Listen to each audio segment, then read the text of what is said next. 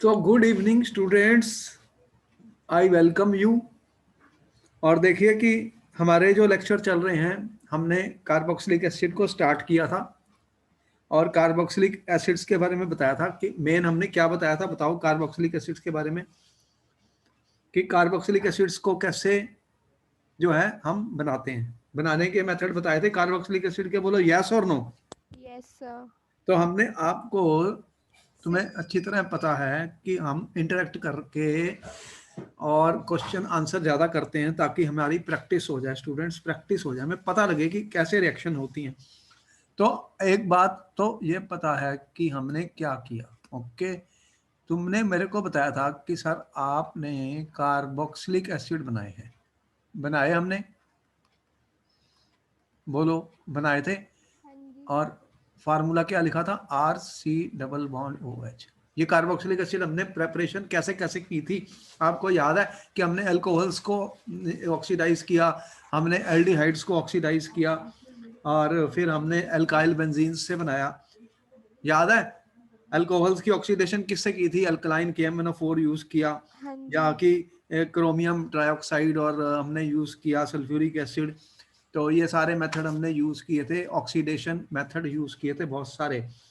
और फिर हमने आपको कहा कि कार्बोक्सिलिक एसिड बनाने के लिए प्रेपरेशन की जब मैंने बात की थी तो मैंने कहा था ये बहुत इंपॉर्टेंट है। प्रेपरेशन हमने कैसे की थी कि अल्कोहल्स लिए थे, अल्कोहल स्टूडेंट्स, और इनकी हमने कर दी थी ऑक्सीडेशन। तो इनकी ऑक्सीडेशन के लिए हमने कौन कौन सा यूज़ किया? पोटेशियम परमैंगनेट भी यूज़ कर सकते हैं, एल्कलाइन मीडियम में भी एसिड, और न्यूट्रल मीडियम में भी यूज़ होता है, और पोटेशियम डाइक्रोमेट का भी यूज़ कर सकते हैं। तो ये हमने आपको कहा कि एल्कलाइन के MnO4 यूज़ कर लो स्टूडेंट्स। और हमने आपको कहा कि CrO3H2SO4 यूज़ कर लो। ये सब ऑक्सीडाइजिंग एजेंट होते हैं जो। और एल्डिहाइड्स के लिए तो हमने कहा कि टॉलेंस रिएजेंट और फेलिंग सॉल्यूशन भी आपने किया था। और इसके अलावा स्टूडेंट्स हम बना रहे थे कार्बोक्सिलिक एसिड, और आपको ये भी बताया कि अगर एल्काइल बेंजीन्स होते हैं, जैसे ये वाले कंपाउंड्स होते हैं स्टूडेंट्स, CH2 और भी लगा देता हूँ, चलो कोई बात नहीं। ये अल्काइल बेंजीन्स वाले थे, इसको अगर मैंने ऑक्सीडेशन की थी स्टूडेंट, इसकी जो ऑक्सीडेशन की थी, फिर मैंने कहा KMnO4 एल्कलाइन मीडियम में भी यूज होता है। तो इसके अंदर क्या प्रोडक्ट बना था? बोलो, ये सारी की सारी चेन जो है खत्म हो गई थी। यहाँ पर ये H होने चाहिए, बस ये बात है इस पोजीशन पर। तो क्या ये 1 डिग्री है R वाला जो ऊपर लगा हुआ है, 2 डिग्री है, एक इसमें बस कार्बन है, इधर कार्बन है, इसके पास 2 हाइड्रोजन है, तो क्या बना था? COOH। हाँ तो जी। ये बेंजोइक एसिड बना दिया था हमने। हाँ जी हमने कहा सर। कि चेन कितनी भी लंबी होगी ये यहाँ पर COH ग्रुप बन जाएगा। ये एक इंपॉर्टेंट क्वेश्चन बनता है। और फिर आपने कहा कि सर आपने नाइट्राइल्स का भी किया था। ये नाइट्राइल्स को मैंने क्या किया था स्टूडेंट? हाइड्रोलिसिस की थी, हाइड्रोलिसिस की थी। तो उसके लिए मैंने कहा था किलो H और OH- वाटर हमने डाला था। दोनों में से कोई भी चीज करो तो क्या होता था? पहले एमाइड बने थे और इनको फर्दर हाइड्रोलिसिस कर दिया था हमने, इनको फिर पानी से रिएक्ट कर दिया था और हीट कर दिया था, तो वो क्या बनाते थे? RCOH। तो इस तरह एमाइड से भी हमने बनाया था। और फिर हमने ग्रिग्नार्ड रिएजेंट से भी बनाया था, उसमें एक कार्बन का नंबर इंक्रीज हो गया था। और फिर एस्टर्स की हाइड्रोलिसिस की थी हमने, और हमने एसाइल हैलाइड और एनहाइड्राइड से बनाया था। तो ये कुछ मेथड की डिस्कशन हुई थी। अब देखो कि अगर ऐसा हमें आ गया तो क्वेश्चन क्या आया? क्वेश्चन देखो, अब कुछ थोड़े से क्वेश्चन हमारे सामने आ गए। क्वेश्चन नंबर 1 में वो कह रहा है कि convert butanol to butanoic acid. तो ब्यूटेनॉल से ब्यूटेनोइक एसिड बनाना है, तो आपको मिलेंगे 30 सेकंड। स्टूडेंट्स जल्दी से बताइए कैसे लिखेंगे रिएक्शन। क्वेश्चन नंबर 1 कैसे सॉल्व करेंगे? आपके पास है ब्यूटेनॉल, CH3 है, CH2 है, CH2 और CH2H। तो बहुत आसान है स्टूडेंट, ब्यूटेनोइक एसिड बनाना है। क्या करोगे? क्या डाल दोगे इसमें? तो सीधा ही जॉन्स रिएजेंट डाल देते हैं। जॉन्स रिएजेंट का फार्मूला क्या बताया हमने? CrO3H2SO4। इसे जॉन्स रिएजेंट भी कहा जाता है स्टूडेंट, ये इंपॉर्टेंट रिएजेंट है, ये इस ग्रुप को ऑक्सीडाइज कर देगा, तो आपको मिल जाएगा ब्यूटेनोइक एसिड। इसमें कोई मुश्किल नहीं आई हमें, सीधा हो गया। बोलो हो गया। हाँ जी तो सर। एक नंबर का क्वेश्चन है तो एक नंबर तो हमें मिलेगा, हमें ये लिखना पड़ेगा, रिएक्शन इतनी ही लिखनी है। अब वो कह रहा है कि बेंजाइल अल्कोहल को स्टूडेंट हमें फिनाइल एथेनोइक एसिड में कन्वर्ट करना है। देखो अब यहाँ पर स्टोरी क्या हुई, ये बेंजाइल अल्कोहल है स्टूडेंट। बेंजाइल अल्कोहल का फार्मूला क्या होता है? बेंजाइल अल्कोहल का फार्मूला स्टूडेंट ये है मेरे पास। अब आपको बनाना क्या है, पहले वो दोनों लिख लो जो बनाने हैं। फिनाइल एथेनोइक एसिड क्या होता है? देखो ये मेरे पास एसिटिक एसिड है और यहाँ पे फिनाइल मैंने ग्रुप लगा दिया स्टूडेंट्स, तो ये क्या बन गया? Phenyl ethanoic acid. अब इन दोनों में क्या फर्क देख रहे हो? ये डायरेक्ट ऑक्सीडेशन से थोड़ी बनेगा, क्योंकि इसमें एक कार्बन कम है, इसमें एक कार्बन बढ़ गया। क्या बढ़ गया? ग्रिग्नार्ड रिएजेंट डालेंगे। तो इस कार्बन को इंक्रीज करने के लिए हमने कौन से मेथड आपको बताए थे? देखो पहले तो इसको एल्काइल हैलाइड में कन्वर्ट करना पड़ेगा। अगर मैंने HBr के साथ रिएक्ट कर दिया स्टूडेंट, तो एक कार्बन बढ़ाने के लिए एक कार्बन को इंक्रीज करना है। अल्कोहल की रिएक्शन थोड़ी होती है ग्रिग्नार्ड रिएजेंट से, तो वो तो कार्बन डाइऑक्साइड की होती है। इसमें क्या करूंगा मैं? पहले एल्काइल हैलाइड बनाऊंगा, और मैंने कहा था KCN डालने से क्या होता है, एक कार्बन वाला ये इसके अंदर आ जाएगा। क्या कर दिया मैंने? एक कार्बन बढ़ा दिया। अब क्या बन गया? CH2CN बन गया स्टूडेंट। अब इसकी हाइड्रोलिसिस अभी तो दिखाई है मैंने, ये नाइट्राइल्स।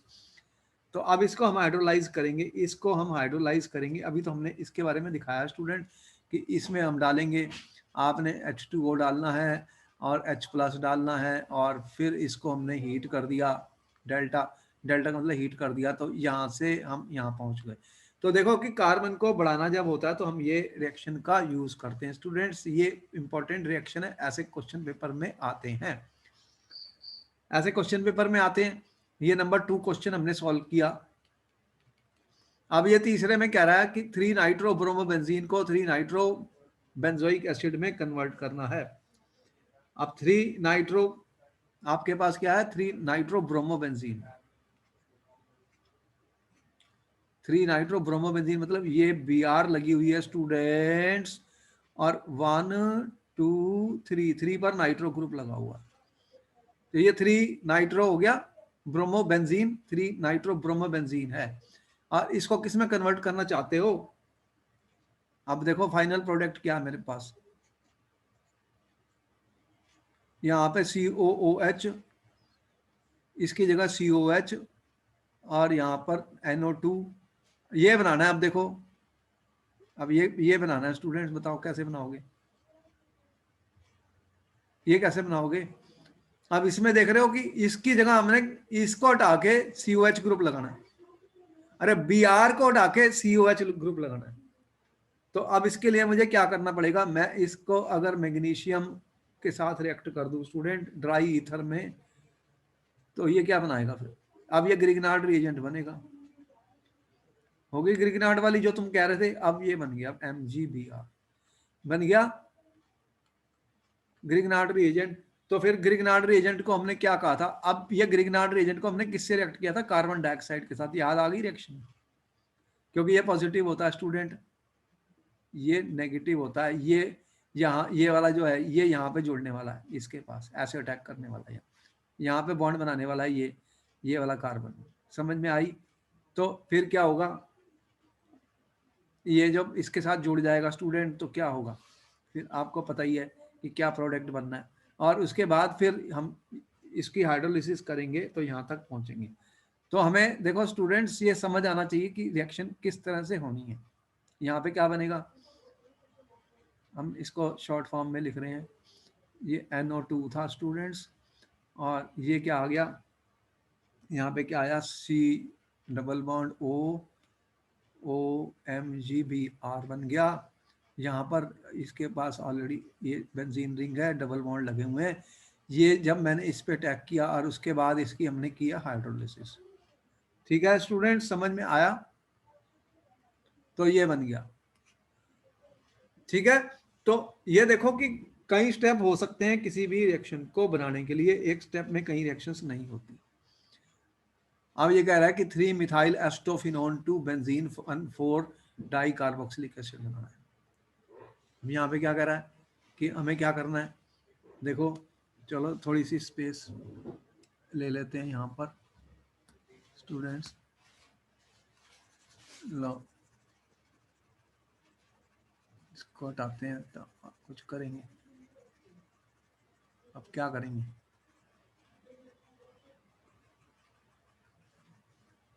ये क्वेश्चन का आंसर करो, 1 मिनट का वक्त है, उसके बाद मैं इसको सॉल्व करने जा रहा हूँ।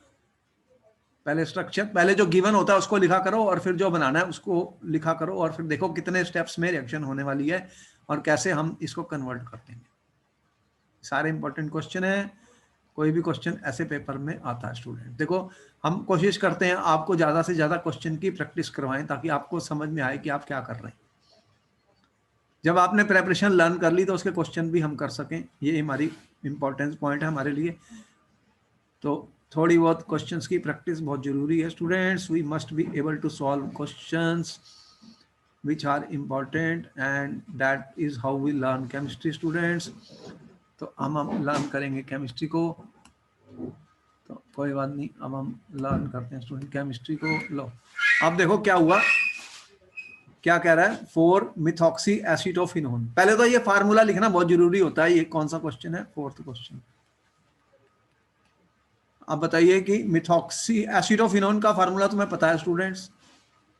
कैसे लिखा था मैंने एसिटोफिनोन? C∠O CH3O, ये एसिटोफिनोन है। अब यहाँ पे क्या, 4 मिथाइल, 1 2 3 4, यहाँ पे लगी हुई है एसिटोफिनोन स्टूडेंट। अब 4 मिथाइल एसिटोफिनोन है स्टूडेंट, तो इसको क्या करोगे?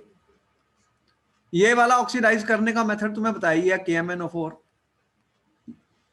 KMnO4 एक स्ट्रॉन्ग ऑक्सीडाइजिंग एजेंट होता है स्टूडेंट। KMnO4 एक स्ट्रॉन्ग ऑक्सीडाइजिंग एजेंट होता है, इसको भी कर देगा ऑक्सीडाइज, इसको भी कर देगा।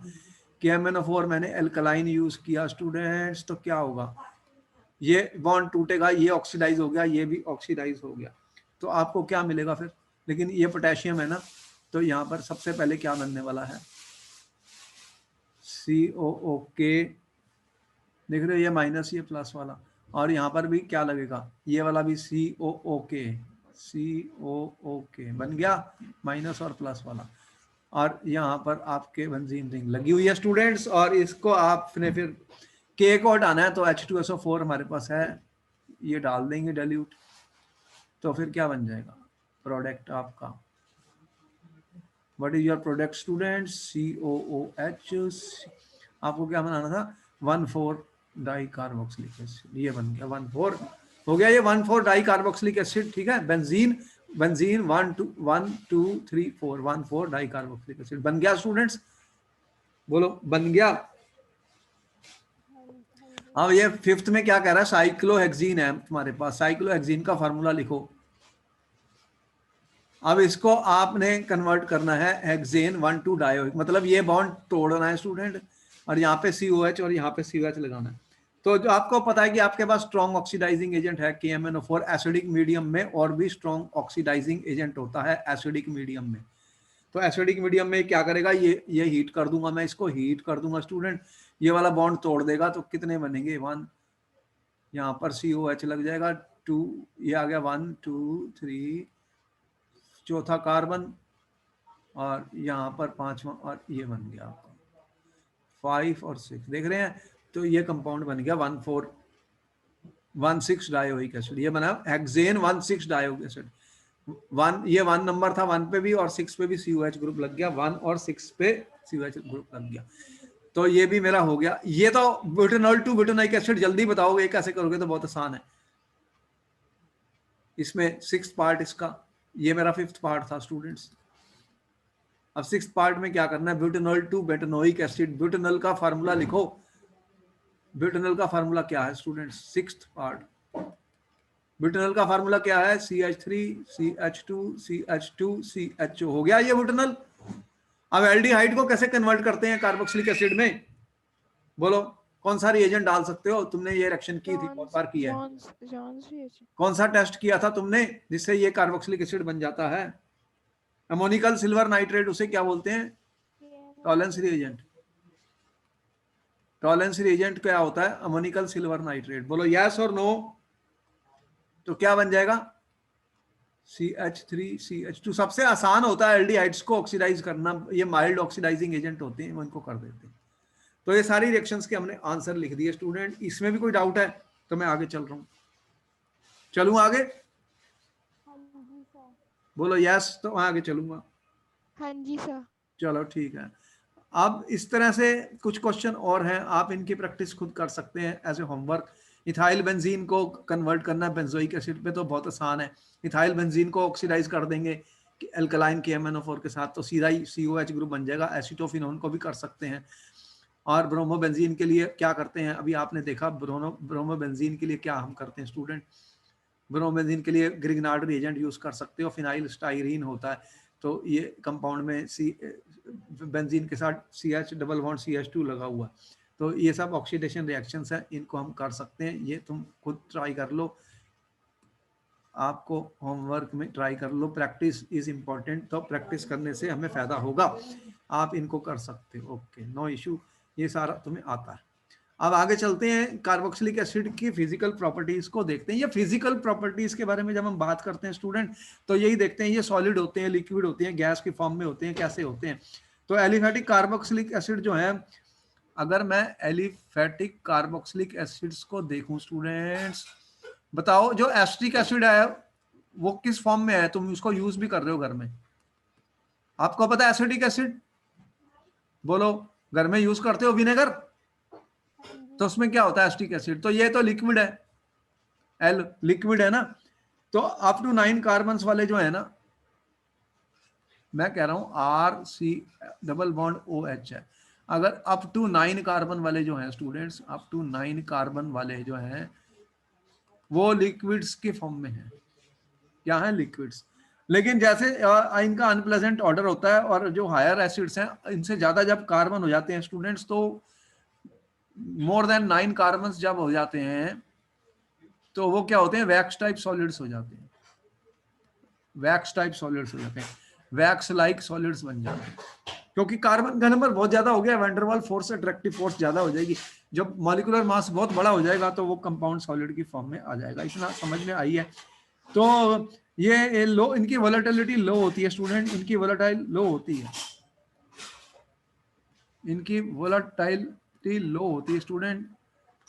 तो ये लेस वोलेटाइल है, क्योंकि आपको दिख रहा है इनके अंदर खास पॉइंट दिख रहा है कि इनके अंदर स्टूडेंट क्या हो रहा है, एक्सटेंसिव हाइड्रोजन बॉन्डिंग देख रहे हो, एक्सटेंसिव हाइड्रोजन बॉन्डिंग दिख रही है, एक्सटेंसिव हाइड्रोजन बॉन्डिंग है, एक्सटेंसिव हाइड्रोजन बॉन्डिंग होती है स्टूडेंट, जो हमें दिख रही है इनके मॉलिक्यूल्स में।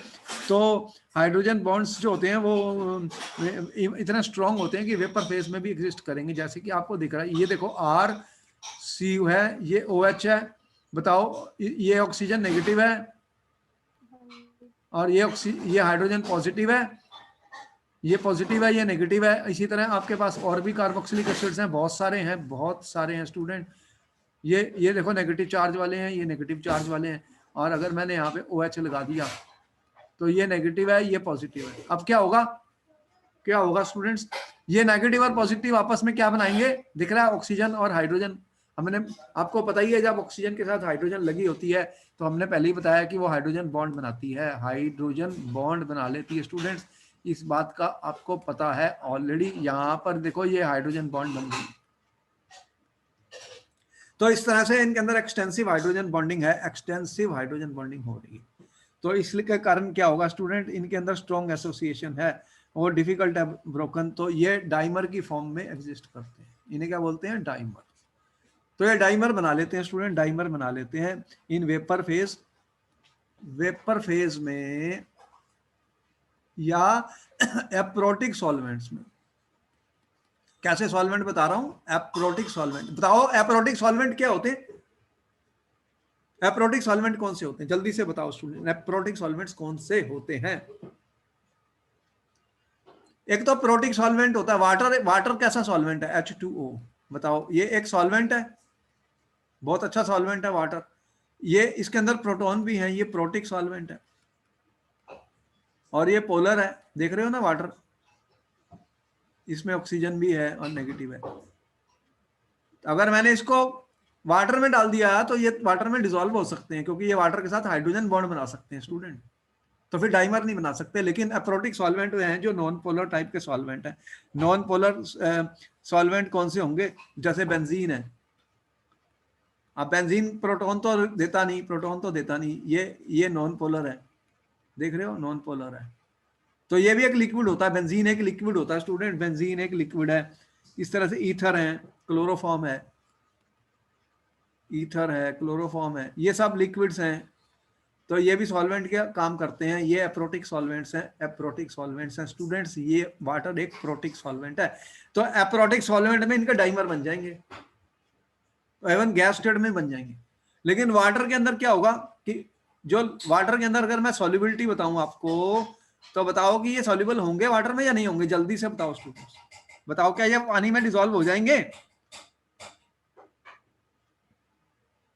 जल्दी से बताओ, क्या क्या सोच रहे हो? अगर मैं इनको पानी में डाल दूं तो क्या ये पानी में डिसॉल्व हो सकते हैं, नहीं हो सकते? ये क्वेश्चन आ गया आपको पेपर में, जल्दी से बताओ क्या आपका आंसर है। देखो जो लोअर कार्बोक्सिलिक एसिड है, लोअर कौन से होते हैं? जिनमें कार्बन का नंबर कम है, कार्बन अप टू 4 कह रहा हूं, ठीक है, अप टू 4, ये लोअर वाले हैं। तो ये तो क्या करेंगे, वाटर के साथ हाइड्रोजन बॉन्ड कर लेंगे। ये क्या बनाएंगे, वाटर के साथ क्या बना लेंगे, हाइड्रोजन बॉन्ड। तो फिर तो वो सॉल्युबल हो जाएंगे, सॉल्युबल हो जाएंगे। जैसे कि मैंने यहां दिखाया, देखो यहां पर क्या हुआ है, ये कार्बोक्सिलिक एसिड है, RC डबल बॉन्ड OH, ये वाटर है, ये वाटर है, देख रहे हो। तो R का ग्रुप छोटा है, R का ग्रुप छोटा है स्टूडेंट, ये छोटा है, ये स्मॉल है, ये स्मॉल है। तो ये क्या कर रहे हैं, इंटरमॉलिक्यूलर हाइड्रोजन बॉन्डिंग हो गई, यस और नो, जल्दी बताओ, हो रही है हाइड्रोजन बॉन्डिंग? हाँ जी, हाँ जी। लेकिन R स्मॉल है, अगर R लार्ज हो गया स्टूडेंट, अगर हायर पे चले गया, मैं हायर कार्बोक्सिलिक एसिड पे चले गया स्टूडेंट, हायर कार्बोक्सिलिक एसिड पर आ गया, तो हायर कार्बोक्सिलिक एसिड में क्या होता है, R लार्ज हो गया। अब R बड़ा हो गया स्टूडेंट्स, तो अब क्या होगा, ये तो हाइड्रोफोबिक होता है, ये वाटर में डिसॉल्व नहीं होता, आपको पता ही है कि ये हाइड्रोफोबिक है। तो इनकी मिसिबिलिटी वाटर में डिक्रीज हो जाएगी, इनकी सॉल्युबिलिटी वाटर में कम हो जाएगी। तो सॉल्युबिलिटी डिक्रीजेस, मैं ये कह रहा हूं सॉल्युबिलिटी डिक्रीजेस, पॉइंट को नोट किया जाए, solubility decreases with increasing number of carbon atoms, with increasing number of carbon atoms students. तो solubility is inversely proportional to number of carbon, जितने ज्यादा कार्बन बढ़ते जाएंगे सॉल्युबिलिटी कम हो जाएगी, क्योंकि R ग्रुप हाइड्रोफोबिक है, वो पानी में डिसॉल्व नहीं होता स्टूडेंट्स। तो इस तरह से फिर उनकी सॉल्युबिलिटी फॉल होती जाएगी, तो फिर ये लेस पोलर सॉल्वेंट्स में डिसॉल्व हो जाएंगे, जैसे बेंजीन है, ईथर है, क्लोरोफॉर्म है। वहां उसके अंदर ये डाइमर बना लेते हैं, उसमें क्या बनाते हैं स्टूडेंट, डाइमर बना लेते हैं। ये बात समझ में आई स्टूडेंट्स? बोलो यस आ सर। गई? फिर मैं आ गई तो मैं आगे चलता हूँ स्टूडेंट्स, आगे चलता हूँ। अगर यहाँ तक हमें समझ में आ गई तो हम आगे चलते हैं। बोलो yes, can I proceed students? Yes sir. अच्छा, तो अच्छी बात है, सारे पॉइंट्स को नोट कर लो, क्वेश्चन कैसे आते हैं। अब देखो, अब हम आ रहे हैं इनकी रिएक्शंस के ऊपर। तुमने प्रेपरेशन के सारे क्वेश्चंस के आंसर दिए, कुछ आपको होमवर्क मिल गया। अब उसके बाद तुमने फिजिकल प्रॉपर्टीज भी देख ली, और अब आ रहे हैं केमिकल रिएक्शंस कैसी होंगी। तो केमिकल रिएक्शन हमने पहले जैसे ईथर में देखा, एल्डिहाइड और कीटोन्स में देखा न्यूक्लियोफिलिक एडिशन रिएक्शन हो रही थी और कार्बोनिल ग्रुप की रिएक्शन हो रही थी। ईथर में देखा तो cleavage of carbon oxygen bond की थी। और अल्कोहल्स में हमने एक और भी इंपॉर्टेंट रिएक्शन डिस्कस की थी, जिसे मैंने कहा था एसिडिटी। अब कार्बोक्सिलिक एसिड तो स्ट्रॉन्ग एसिड होते हैं एज कंपेयर टू अदर्स। क्यों होते हैं? देखो ये एक इंपॉर्टेंट बात है कि अब जो मैं केमिकल रिएक्शंस की बात कर रहा हूं, अगर मैं इसको ऐसे लिख दूं student, RC double bond OH, बोलो मैंने सही लिखा है या गलत लिखा है, जल्दी से बताओ। सही लिखा है। मैंने स्ट्रक्चर बता दिया, हो गया? बोलो। हाँ जी, हाँ जी, हाँ जी। अगर ये प्रोटॉन को लूज कर दें यहां से, मतलब क्लीवेज ऑफ OH बॉन्ड की बात हो रही है। What do you mean by cleavage of OH bond? Cleavage of मतलब कौन सा बॉन्ड टूटने वाला है? OH bond students. मतलब ये बॉन्ड टूटेगा, बोलो टूटेगा, इसे क्या बोलूंगा? Cleavage of OH bond. लेकिन एक बताओ कि ऑक्सीजन ज्यादा इलेक्ट्रोनेगेटिव या हाइड्रोजन ज्यादा इलेक्ट्रोनेगेटिव? बोलो। ऑक्सीजन। तो इलेक्ट्रॉन पेयर कौन ले जाएगा? ऑक्सीजन। अगर ये आप इलेक्ट्रॉन पेयर खींच के ले गया तो फिर H+ रिलीज हो जाएगा। क्या निकल जाएगा, H+। अगर H+ बाहर आ गया स्टूडेंट्स, अगर H+ बाहर आ गया तो इसका मतलब क्या हुआ, इसका मतलब आपने कहा कि सर ये तो ऐसे बन गया, ठीक है, ये माइनस हो गया, इसके पास तो 2 4 8 इलेक्ट्रॉन है और ये H+ बाहर आ गया। बोलो मैंने सही लिखा गलत लिखा, जल्दी से बताओ। सही लिखा। अच्छा, अब ये वाला जो आयन है इसे क्या बोलते हैं, कार्बोक्सिलेट एनायन। ये अगर एसिड है तो ये इसको क्या बोलते हैं, कंजुगेट बेस। बोलो, लॉरी ब्रोंस्टेड थ्योरी पढ़ी थी हमने। अगर तो ये बेस स्टेबल हो गया तो ये आगे जाएगा, अनस्टेबल नहीं है तो क्या होगा, ये पीछे को भागेगा इसके साथ रिएक्ट करके। क्या ये स्टेबल है बेस, क्या ये बेस स्टेबल है स्टूडेंट्स, क्या ये बेस स्टेबल है, ये क्वेश्चन है हमारे पास, क्या ये बेस स्टेबल है। अगर मैं इसको वाटर में भी डाल दूं, H2O लिख दूं, तो यहाँ पे क्या होगा, सिर्फ H3O बन जाएगा और क्या होगा, ये H वाटर ने खींच लिया, ये H2O की ऑक्सीजन जो थी, ऑक्सीजन इसको खींच लेगा तो H3O बन गया। तो कहने का मतलब है कि ये जो कार्बोक्सिलेट एनायन है, कार्बोक्सिलिक एनायन बना क्या है स्टूडेंट, कार्बोक्सिलेट एनायन, इसको क्या बोलते हैं। अब इसके अंदर खास बात क्या है, खास बात है इसके अंदर क्या है, देखो यहां पर क्या होगा स्टूडेंट, अगर मैं इसको ऐसे लिखूं, ये नेगेटिव है, ये भी ऑक्सीजन है, तो ये क्या कर सकता है ऐसे, ये इलेक्ट्रॉन यहां पर है, ये नेगेटिव चार्ज यहां से यहां जा सकता है, डीलोकलाइज हो सकता है, इसे क्या बोलते हैं, डीलोकलाइजेशन। तो अगर ऐसा चार्ज डीलोकलाइज हो जाए, अगर इलेक्ट्रॉन देखना चाहते हो तो देख लो, कोई प्रॉब्लम नहीं, चार लगे हैं। इसको क्या बोलते हैं, इसको क्या बोलते हैं, ये नेगेटिव हो गया और ये कितने हो गए, पॉजिटिव, ठीक है, ये कितने हो गए, 6। तो इसे क्या बोलते हैं बताओ, इसे क्या बोलते हैं बताओ, इसको क्या बोलते हैं, रेजोनेंस हो गया, रेजोनेंस स्टेबलाइज हो गया, बोलो हो गया, यस और नो, जल्दी बताओ। Yes sir. तो इसको मैं ऐसे भी रिप्रेजेंट कर सकता हूं, कैसे, RCOO, यहां पे नेगेटिव लगा दिया मैंने, देखो इसे क्या बोलते हैं, ये रेजोनेंट हाइब्रिड है इन दो कार्बोक्सिलिक एसिड का। इसकी बात मैंने सही लिखी है गलत लिखी, जल्दी बताओ स्टूडेंट्स। सही लिखिए सर। अच्छा, आप मेरी एनर्जी को कम मत करना और अपनी एनर्जी को कम मत करना, मेरे साथ लेक्चर में बहुत जरूरी है, एनर्जी कायम रहनी चाहिए ताकि हमें समझ आ जाए, ताकि हम क्वेश्चन को कर पाए। स्टूडेंट, क्वेश्चन करने के लिए दिमाग लगाना पड़ता है, अगर हमने माइंड का यूज नहीं किया तो शॉर्टकट नहीं है, गैस वर्क नहीं चलेगा। तो हमें ये पता लगा ये स्टेबलाइज हो गया, इसीलिए कहते हैं कार्बोक्सिलिक एसिड स्टेबल है तो ये एसिड बन जाते हैं, और ये एसिड का इनकी एसिडिटी हाइयर है as compare to alcohols, as compare to aldehydes और दूसरे कंपाउंड से ये ज्यादा एसिडिक होते हैं, एल्कोहल से भी ज्यादा एसिडिक होते हैं। तो ये क्योंकि इनका जो कंजुगेट बेस है, ये कंजुगेट बेस है CB, ये रेजोनेंस स्टेबलाइज हो जाता है, ये स्टेबल हो गया तो ये फॉरवर्ड में चले गया तो ये एसिड है, क्योंकि एसिड कौन होता है, जो प्रोटॉन को देता है। तो ये H+ को रिलीज कर देंगे तो ये एसिडिक होंगे और इनकी एसिडिटी पे क्वेश्चन आएगा। ये डिपेंड करता है कि R के साथ कौन से ग्रुप लगाए हैं, ये कौन सा एनायन है, देख रहे हो नेगेटिव है, ये एक नेगेटिव चार्ज आयन है स्टूडेंट्स। तो ये एनायन है, ये एनायन है, मैं कह रहा हूं एनायन लिखा था ना मैंने, एनायन, तो ये नेगेटिव नेगेटिव वाला है। तो नेगेटिव कब स्टेबल होता है, अगर इलेक्ट्रॉन विड्राइंग ग्रुप लगा दूं तो क्या होगा, वो इलेक्ट्रॉन खींच लेंगे तो ये ज्यादा स्टेबल हो जाएगा, और अगर ऐसे ग्रुप लगा दूं जो इलेक्ट्रॉन को छोड़ते हैं तो नेगेटिव चार्ज बढ़ जाएगा तो ये लेस स्टेबल हो जाएगा। तो इसके ऊपर क्वेश्चन बनेंगे, बोलो बनेंगे या नहीं बनेंगे। हाँ जी अच्छा, सर। वेरी गुड, तुम्हें तो तुम्हारे को भी समझ में है, जितनी मुझे आती है उतना ही तुम्हें आता है कि क्वेश्चन कैसे बनाए जाते हैं पेपर में। स्टूडेंट्स, हर साल इसके ऊपर क्वेश्चन आता है, वो हम सारे डिस्कस करेंगे। अब आपने कह दिया कि कार्बोक्सिलिक एसिड्स हैं, एसिड क्या होते हैं स्टूडेंट, अगर मैंने इनमें कोई मेटल डाल दिया तो क्या होगा बताओ, अगर एल्कोहल्स के अंदर हमने सोडियम डाला था तो क्या निकला था, जल्दी से बताओ। जैसे अल्कोहल तुमने कहा एसिड है, उनमें तुमने सोडियम का पीस डाल दिया तो कौन सी गैस निकली थी।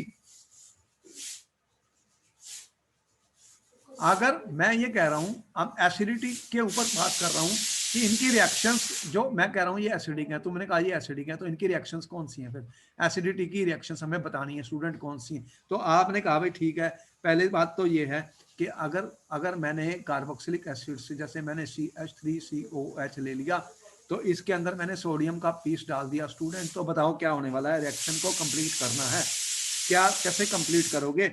बताओ क्या होगा? तो ये इलेक्ट्रोपॉजिटिव मेटल है, ये रिएक्टिव मेटल है, ये मेटल बहुत रिएक्टिव है, ये इलेक्ट्रोपॉजिटिव है। इलेक्ट्रोपॉजिटिव वाले कौन होते हैं? जो अपना इलेक्ट्रॉन छोड़ देते हैं, जो ऑक्सीडाइज हो जाते हैं। अगर ये ऑक्सीडाइज हो गए तो स्टूडेंट्स क्या होगा? अगर H+ इसमें है, अगर H+ बाहर आ रहा है, तो H+ का क्या होगा? अगर सोडियम ने अपना इलेक्ट्रॉन दे दिया तो इलेक्ट्रॉन कौन लेगा? H+। अगर H+ ने इलेक्ट्रॉन ले लिया, H तो होता नहीं, तो H के साथ मिलके क्या बना देगा? Hydrogen gas.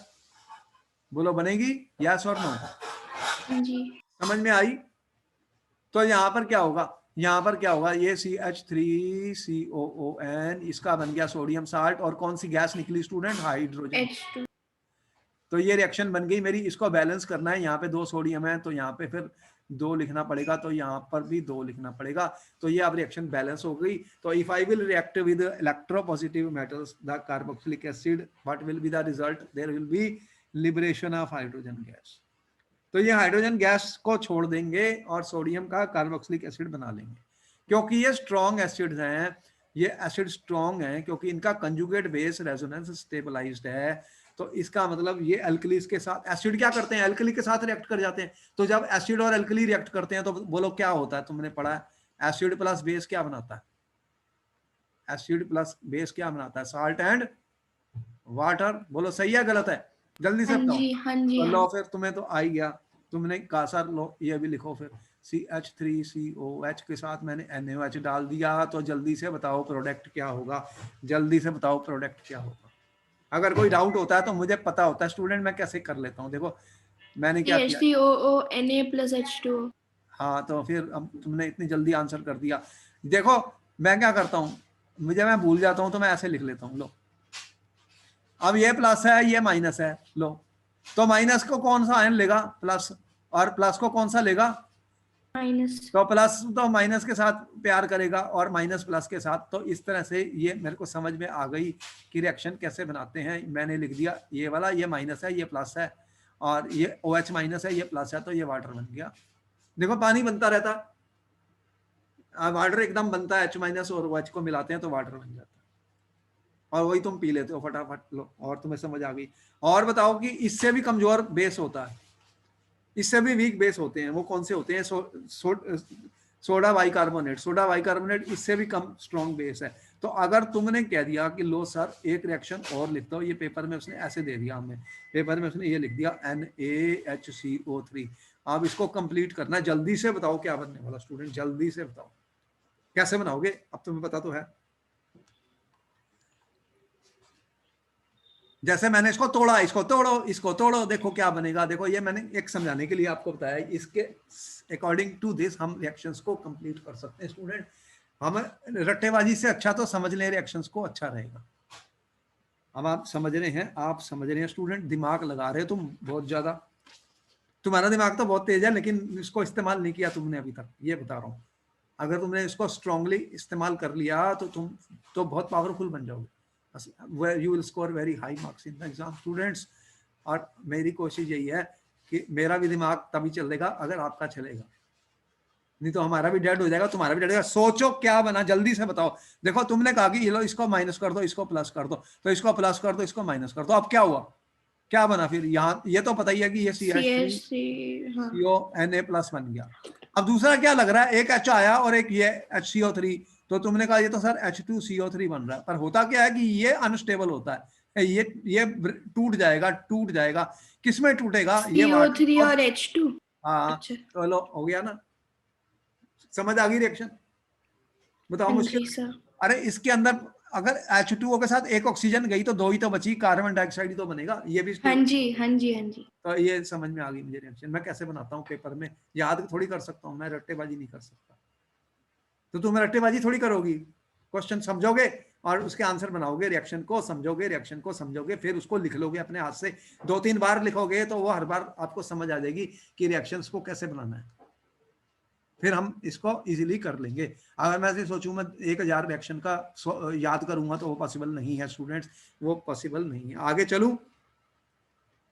हाँ जी। अच्छा, वेरी गुड, फास्ट चलते हैं। देखो मेरे पास बहुत अच्छी इंफॉर्मेशन है, आपको बहुत समझ में आएगा, पूरा दिमाग लगाना है। अब तुमने ये कह दिया कि सर जी ये लो, ये तो एसिड है क्योंकि इसने H+ वाटर को दिया और ये बन गया, ये तो रेजोनेंस स्टेबलाइज हो गया, ये रेजोनेंस का उसका मैंने स्ट्रक्चर दिखा दिया रेजोनेंस स्टेबलाइज्ड का। अब एसिड जब होते हैं स्टूडेंट, एसिड जब होते हैं तो कैसे पता लगता है कौन सा एसिड स्ट्रॉन्ग है या कौन सा वीक है?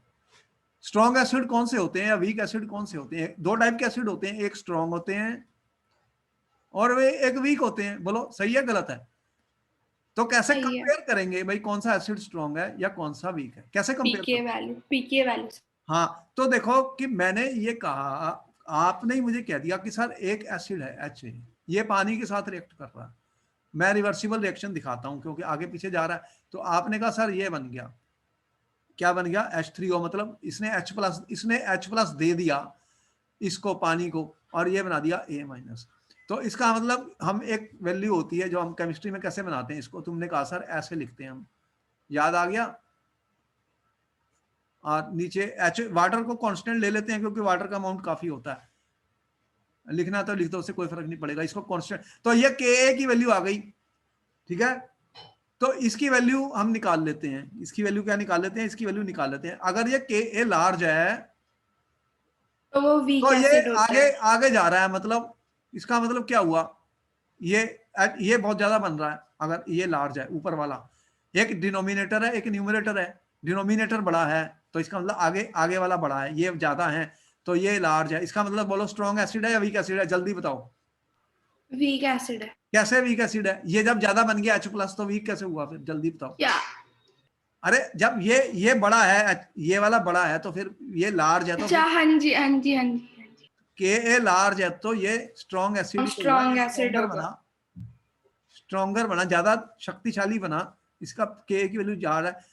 तो मैं Ka निकालता हूं तो Pk क्या होता है? Pk तो होता है students minus log of K, minus log of K होता है। अब बात में समझ में आई स्टोरी? इसका मतलब क्या होता है? 1 log ऑफ 1/K होता है। अब समझ में आ गया? अरे इसका उल्टा जो है, इसका रेसिप्रोकल को Pka कहते हैं। तो अगर Ka बड़ा है तो Pk छोटा होगा। आप समझ में आई? तो अब मैं कह रहा हूं Pka जिसका स्मॉल है, अब Pka मैं कह रहा हूं वो स्मॉल है, स्ट्रॉन्ग एसिड है। अब स्ट्रॉन्ग है। अब डाउट क्लियर हो गया? बोलो समझ में आ गई? हाँ जी सर। अरे Ka बड़ा तो Pka छोटा, वो 1/1 log ऑफ 1/Ka है। तो जिसका Pka जितना कम होता जाएगा वो उतना स्ट्रॉन्ग एसिड बनता जाएगा। यस और नो? ठीक है। Yes sir. अब इसने क्या दिया हाँ आपको जी। पेपर में? वो कह रहा है कि आपको दिए हुए 3 एसिड, क्वेश्चन आ गया, ये क्वेश्चन आया था पेपर में, मैंने वही ले लिया। और एक कह रहा फिनोल है। कौन सा एसिड दिया मैंने एग्जाम में? तुम्हें 3 एसिड दे रहा हूं। और तीसरा क्या है? अल्कोहल। अब बताओ कि कौन सा सबसे ज्यादा एसिडिक है और इनको अरेंज करना है एसिडिक ऑर्डर में। ये एसिड है, ये फिनोल है, ये अल्कोहल है, ठीक है? 3 चीजें लिखी है मैंने। कौन कौन से? कार्बोक्सिलिक एसिड है, फिनोल है। तो मैं अल्कोहल के चैप्टर में बता चुका हूं फिनोल और अल्कोहल में कौन सा ज्यादा एसिडिक होता है। बोलो, किया था हमने? तो बताओ सबसे स्ट्रॉन्ग एसिड कौन सा है? ऑर्डर बताओ, ऑर्डर बताओ एसिडिटी का, जल्दी से बताओ, 1 मिनट का वक्त है। ये कर चुके हो क्वेश्चन? ये तो है ही है स्ट्रॉन्ग एसिड। किससे? इन दोनों से। इन दोनों में से कौन बड़ा है? ये तुमने किया था लास्ट टाइम, किया था, क्या आंसर लिखा था? Carboxylic acid are stronger acid than phenol and phenol is stronger acid than alcohol. CH3 CH2। बोलो याद आया? हमने किया था। अब इनकी पीके वैल्यू मैंने इसलिए दे दी कि देख लो पीके इसकी कितनी है। पीके जल्दी से बताओ कितना लिखा हुआ है? ये इस वाले की 4.76। 4.76। and what is the pKa of phenol? 10। and what is the pKa of ethanol? Around 16। so what it means? The higher the pK weaker the acid. देखो कितना कम हो गया, कितने 1000 टाइम्स कम हो गया ये एथेनॉल इससे। तो ये इनसे स्ट्रॉन्ग एसिड हो गए। कार्बोक्सिलिक एसिड जो है वो स्ट्रॉन्ग एसिड बने, किससे? अल्कोहल से भी और फिनॉल से भी। उनकी पीके की वैल्यूज मैंने दी है, ये एक्सपेरिमेंटली डिटरमिन की जाती हैं। जो वैल्यू मैंने वहां से किसी की टेबल से निकाली, आपके लिए, आपको समझाने के लिए निकाली। कई बार वो पेपर में पीके पूछ लेता है कि बताओ कि पीके किसकी कब सबसे कम होगी। तो किसकी पीके सबसे कम है तीनों में से? जल्दी बताओ, सबसे कम पीके किसकी है स्टूडेंट्स? एसिटिक एसिड की, ये एथेनोइक एसिड की सबसे कम है 4.76। पीके की वैल्यू कितनी लिखी मैंने इसकी? 4.76 कह रहा हूं, मुझे याद थोड़ी करनी है एग्जाम में, सिर्फ बता रहा हूं आपको। ये 10 है और ये अराउंड 60। देख रहे हो पीके की वैल्यू में कितना फर्क आया? तो ये कितना स्ट्रॉन्ग एसिड है। तो इसका के तो बहुत लार्ज होगा, पीके कम होगा। बोलो आगे चलूं? हाँ जी सर। समझ आ गया? मैं समझाने के लिए ये सारा कुछ करता हूँ, बहुत मेहनत करनी पड़ती है। ये बहुत मुश्किल से कहीं ना कहीं से लाता हूँ, मिलती नहीं, क्योंकि इसमें क्वेश्चन आने वाला है, इसलिए दिमाग लगा रहा हूँ। देखो कि ये कार्बोक्सिलिक एसिड है, और जब ये उसका कार्बोक्सिलेट एनायन बन गया तो ये बना। तो आप देख रहे हो कि इसमें जो रेजोनेंस हो रही है और इसमें जो रेजोनेंस हो रही है, दोनों में क्या फर्क है? इसके अंदर देखो स्मॉल रेजोनेंस स्टेबलाइजेशन है, क्योंकि इसमें एक प्लस आ गया, एक माइनस आ गया। देख रहे हो, एक प्लस और माइनस, प्लस माइनस आ गया, क्योंकि ये अगर O का इलेक्ट्रॉन यहां चले गया, और ये कहने का मतलब ये है, अगर ये कार्बोक्सिलिक एसिड है, ये तुम्हारा कार्बोक्सिलिक एसिड है, ठीक है? अगर इसके इलेक्ट्रॉन मैं यहां से यहां कर दूं और इसके यहां कर दूं, तो हो सकता है, क्योंकि ये ऑक्सीजन खींच सकता है, इलेक्ट्रॉन बिल्कुल खींच सकता है। तो अब क्या बनेगा? ये इलेक्ट्रॉन इसके पास आ गए, इसके पास 4 थे तो अब 6 हो गए, और इसके पास नेगेटिव चार्ज आ गया, और यहाँ पर क्या हो गया? फिर यहाँ पे एक डबल बॉन्ड बन गया, और ये ऑक्सीजन के 2 इलेक्ट्रॉन तो इसके अंदर चले गए, तो इसके ऊपर प्लस चार्ज आ गया। इसमें देखो एक प्लस और माइनस चार्ज आ गया। इसमें क्या हुआ है? चार्ज सेपरेशन हो गई है, हुई है चार्ज सेपरेशन। बताओ, प्लस माइनस आ गए हैं। हाँ जी। तो ऐसे जो आयंस होते हैं वो लेस स्टेबल होते हैं। तो ये लेस स्टेबल होते हैं, जिनके ऊपर प्लस माइनस आ जाते हैं वो लेस स्टेबल होते हैं। रेजोनेंस इसकी हुई है, लेकिन ये लेस स्टेबल है। रेजोनेंस हुई है लेकिन लेस स्टेबल है। लेकिन अगर मैं ये देखूं RC double bond O minus में, यहां पे मैंने दिखाई है, अब इसके पास भी ये 2 इलेक्ट्रॉन है, 2 हैं, और ये नेगेटिव चार्ज लगा हुआ है, तो 6 है यहाँ। अगर मैं ये कहूं कि ये नेगेटिव चार्ज यहां से यहां चले जाए और ये खींच ले, तो ये तो कार्बोक्सिलेट एनायन है, इसमें क्या बनेगा? RC, ये माइनस हो गया और ये डबल बॉन्ड बन गया, हो गया। अब क्या हुआ? इसमें क्या हुआ? ये 4 और 4 8 हो गए, इसके बाद 6 इलेक्ट्रॉन हो गए। इसमें नेगेटिव चार्ज यहां से यहां चले गया, मतलब नेगेटिव चार्ज डीलोकलाइज हो गया। क्या हुआ? डीलोकलाइज। तो ये ज्यादा स्टेबल है, ये वाला ज्यादा स्टेबल है रेजोनेंस। तो ये रेजोनेंस ज्यादा स्टेबल है, बात समझ में आई? इसीलिए तो ये बनता है, ये इससे इसलिए बनता है क्योंकि ये ज्यादा स्टेबल है। अगर ये नहीं स्टेबल होता तो फिर क्यों बनेगा? बताओ, क्या कहा था हमने कि मोर स्टेबल जो चीज होती है वो बनती है, और नहीं स्टेबल है तो वापस चले जाएगी।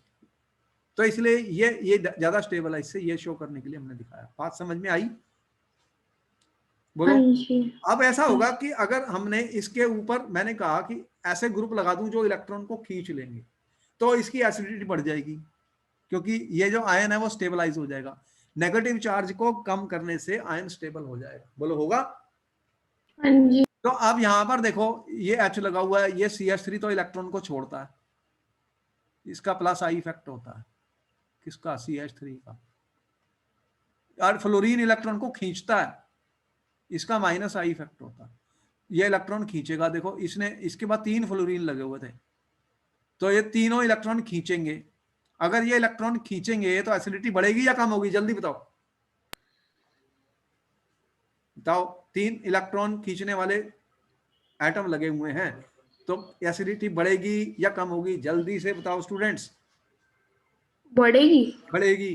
तो बढ़ेगी तो पीके कम होगी या ज्यादा होगी? कम होगी। हाँ तो देख रहे हो यहाँ पे पी के 3.74 थी और ये 4.74 हुई क्योंकि ये इलेक्ट्रॉन छोड़ता है और यहाँ पे इलेक्ट्रॉन खींचा तो और कम हो गई। यहाँ पे 3 मैंने लगा दिए इलेक्ट्रोनेगेटिव जो 0 हो गई, तो पीके कम हो रही है, पीके कम हो गई तो एसिडिटी बढ़ गई। ये सबसे स्ट्रॉन्ग एसिड है। कौन सा? ये वाला जो है CF3 स्टूडेंट। इन सब में से ये इसमें से सबसे स्ट्रॉन्गेस्ट एसिड बना क्योंकि इसके पास 3 ग्रुप हैं जो इलेक्ट्रॉन को खींच लेंगे, बहुत स्ट्रॉन्ग है खींचने में है। तो हाँ इसमें जी। तो पीके 0 ही आ गया, इतना मतलब स्ट्रॉन्ग हो गया। देख रहे हो। अब इसी तरह पे हमने ये दिखाए हैं कि अब इसी पे क्वेश्चन बनने वाले हैं जो आपको दिखा रहे हैं। आगे भी पूरे हम बहुत सारे क्वेश्चन इसके ऊपर करने जा रहे हैं एसिडिटी के ऊपर। यहाँ पर ये COH ग्रुप लगा हुआ है, देखो यहाँ पे Cl लगी हुई है। अब ये Cl इलेक्ट्रॉन को खींचती है।